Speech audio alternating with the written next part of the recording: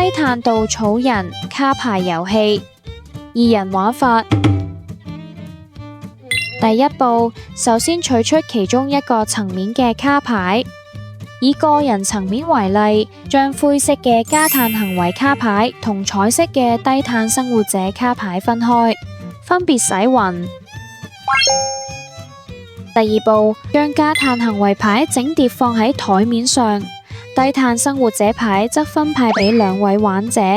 每人6張，剩餘嘅牌放喺台面上作補充牌。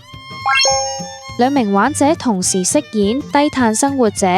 遊戲目的係利用手牌上嘅減碳行為，中和桌面上出現嘅加碳行為，最後中和最多加碳行為分數嘅一方就係勝利者。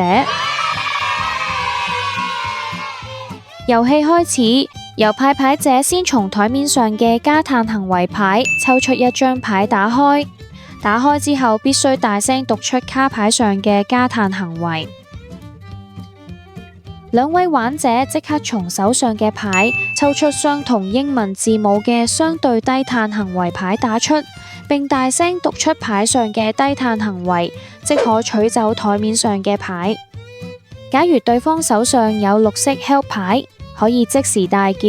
help， 然後打出搶走桌面上嘅牌。至於幾時出綠色 help 牌，當然係見到高分嘅加碳行為牌啦。但係如果對方已經將台面上嘅卡牌取走，就唔能夠用 help 牌。每次都係由啱啱取走台面上卡牌嘅人負責抽牌。假如抽出嘅加碳行為牌，雙方手上都無牌可以中和，就會變成棄牌放到旁邊，由剛才嘅玩者再次抽牌。假如抽加碳行為牌嘅時候抽到黑色嘅 help 牌，抽牌者就要被罰自行選擇放棄手上任何一張牌，當然係放棄低分嘅牌啦，然後可以繼續抽另一張加碳行為卡牌。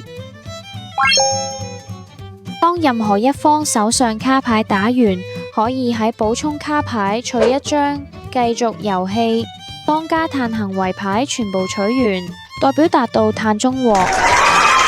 遊戲結束，開始計分。將取得嘅灰色加碳行為牌上嘅分數加起，高分者獲勝，可得到一張稻草人卡。玩者可以嘗試玩其餘2個層面，